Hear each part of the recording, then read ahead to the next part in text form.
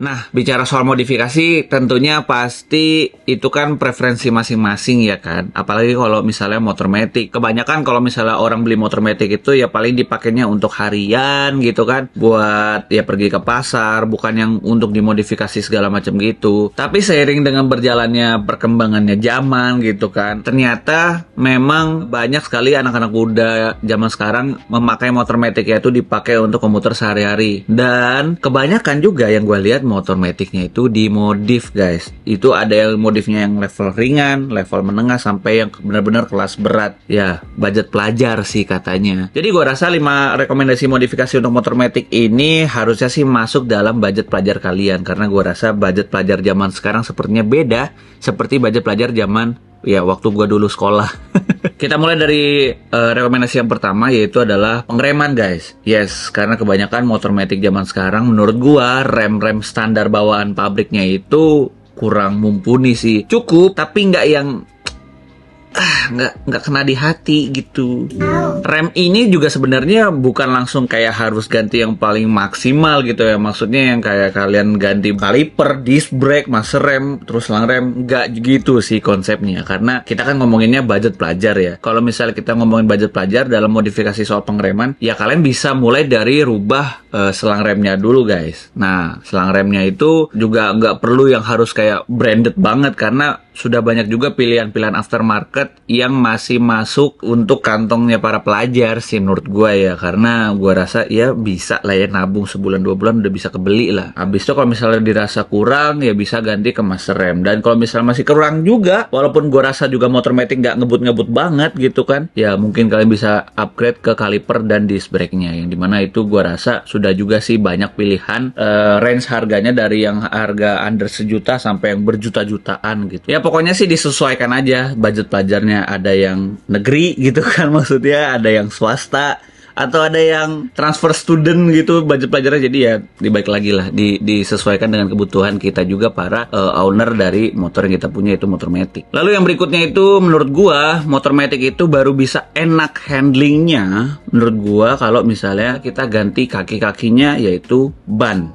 Yes, ban depan sama ban belakang. Karena balik lagi berdasarkan experience gua, ketika gua menggunakan motor matic yang memang setelannya dari pabrikan, untuk bawaannya sendiri dalam kita ngomongin ban motor pada motor matic, menurut gue tuh juga agak kurang. Karena kebanyakan jalanan di kita itu kan, terutama gue tinggal di Jakarta gitu ya, masih banyak jalanan yang bagus-bagus banget, sampai bagusnya kita nggak ngerasain bumpy gitu kan. Banyak juga tikungan-tikungan yang ternyata banyak sekali ya kerikil, ya basah karena hujan atau licin, ada minyak aspal keluar segala macam. Ya maksud gue better sih untuk pertahanan yang lebih maksimal gitu ya, dan preparation yang lebih oke. Kayak gue rasa perlu banget kita ganti ban, tinggal disesuaikan dengan kebutuhan kita sehari-hari. Karena gini guys, gue yakin banget pasti dari teman-teman semua, apalagi yang jiwanya masih muda, gue rasa kalau misalnya kita motor matic itu rasanya kalau misalnya udah ngegas, ya udah ngegas aja itu, mencoba untuk konstan gitu kan, kayak sejalan ikutin iramanya gitu-gitu. Dan itu supaya biar makin enak. Nah, faktor ban ini, faktor kaki-kaki ini yang bisa memaksimalkan kinerja handling motor matic supaya lebih oke gitu. Balik lagi disesuaikan dengan kebutuhan kalian juga, dan disesuaikan sama budget kalian. Dan gue saranin kalian beli ban yang sudah ban tubeless ya, karena buat meminimalisir kalau misalnya kalian amit-amit kena ranjau paku, itu nggak langsung bocor di tempat gitu. Jadi masih bisa jalan sampai menemukan tempat tambal ban yang proper kayak gitu. Lalu berikutnya, modifikasi yang tak kalah pentingnya pada motor matic itu adalah shock. Yes, shock breaker, terutama yang shock breaker belakang. Kalau depan gue rasa sih opsional ya. Kalau misalkan punya budgetnya, ya silahkan gitu. Kalau misalnya mau upgrade ke upside down. Tapi kalau yang belakang, ini nih yang belakang. Kenapa? Karena motor matic kalau nggak boncengan, buat apa?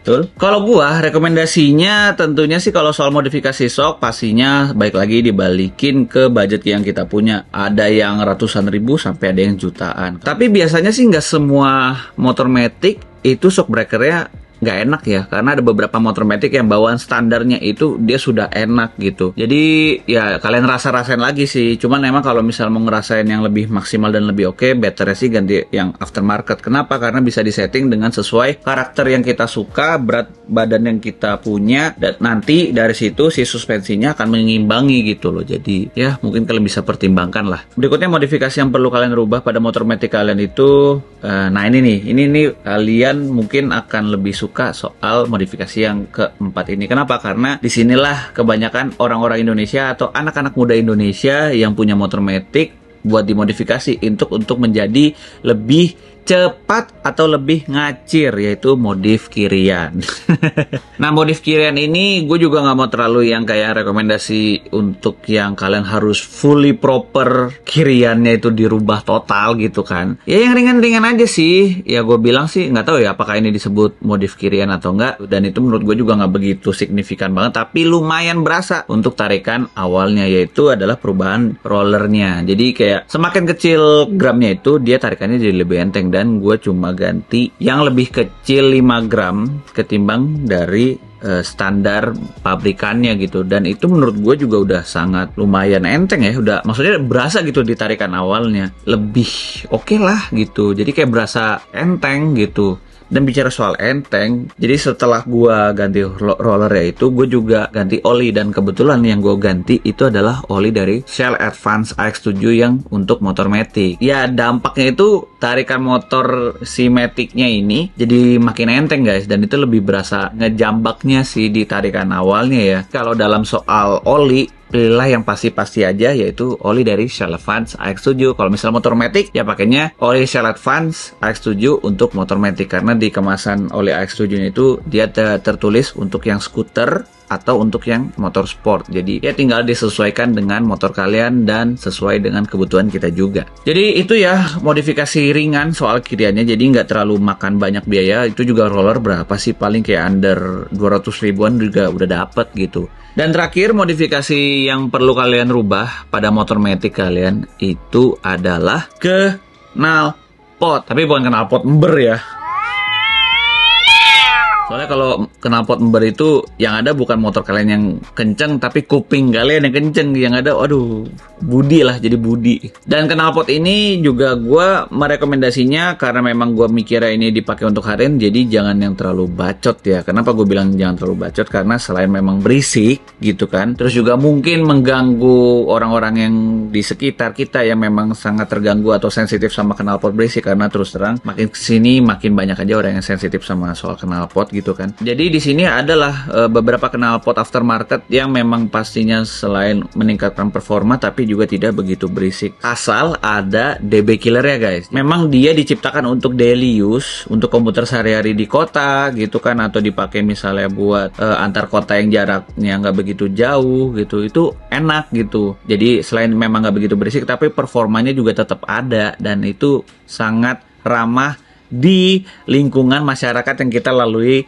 setiap hari gitu. Jadi nggak ngegangguin orang lah intinya. Ya jadi kurang lebih itu aja sih 5 rekomendasi modifikasi untuk motor matic kalian yang perlu kalian rubah gitu. Karena memang gua rasa makin kesini makin banyak anak-anak muda yang pakai motor, khususnya motor matic. Jadi pastilah namanya jiwa muda, gua mengerti sekali ya, entah itu buat performance, entah itu buat harian, entah itu buat mejeng atau buat weekend gitu kan, buat nongkrong. Intinya kalian bisa cari aja semua informasi modifikasi yang udah gue share tadi itu di online shop atau di internet. Kalian bisa langsung cari aja. Dan kalau misalnya ngomongin soal oli, kalian jangan lupa untuk pilih yang pasti-pasti aja, yaitu olinya dari Shell Advance AX7.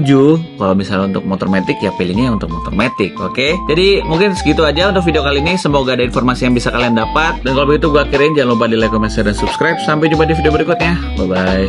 Peace.